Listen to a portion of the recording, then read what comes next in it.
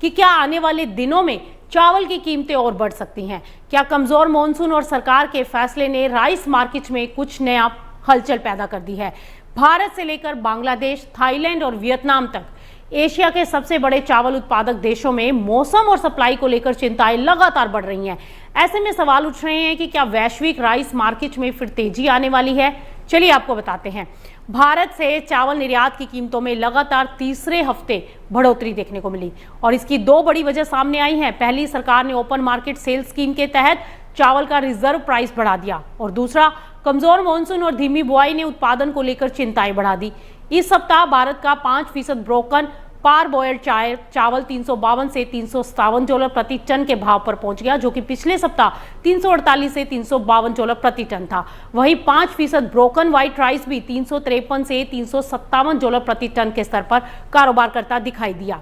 ऐसे में माना जा रहा है कि व्यापारियों को उम्मीद थी कि सरकार OMS के तहत रिजर्व प्राइस घटाएगी, लेकिन इसके उलट कीमत बढ़ाने के फैसले से खुले बाजार में भी चावल के भाव मजबूत हो गए। उधर मानसून की धीमी रफ्तार ने भी बाजार की चिंता बढ़ाई। 10 जुलाई तक देश में धान की बुआई 1 करोड़ 15 लाख हेक्टेयर में हुई, जबकि पिछले साल 1 करोड़ 26 लाख हेक्टेयर में इसी अवधि में देखने को मिली थी। यानी बुआई का रकबा अभी भी पिछले साल से पीछे है। सिर्फ भारत में ही नहीं, बांग्लादेश में आई बाढ़ ने भी हजारों हेक्टेयर धान और धान की नर्सरी को नुकसान कर दिया है, जिससे क्षेत्रीय सप्लाई को लेकर वहां भी चिंता बढ़ गई है। वहीं थाईलैंड में 5% ब्रोकन चावल की कीमतें हल्की नरमी के साथ 445 से $450 प्रति टन पर पहुंच गई। फिलीपींस द्वारा अस्थायी रूप से थाई चावल के आयात पर रोक लगाए जाने से वहां डिमांड कमजोर बनी हुई है। दूसरी ओर वियतनाम में भी 5% ब्रोकन चावल के भाव 445 से $450 प्रति टन पर हैं।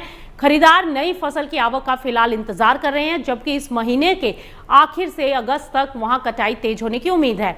यानी फिलहाल अगर देखा जाए तो विदेशी चावल बाजार पर सबसे बड़ी नजर मॉनसून, अल नीनो और एशियाई देशों की नई फसल पर टिकी हुई है। अगर भारत में बारिश सामान्य नहीं हुई या उत्पादन प्रभावित हुआ तो आने वाले महीनों में अंतर्राष्ट्रीय बाजार में चावल की कीमतों में भी और तेजी देखने को मिल सकती है।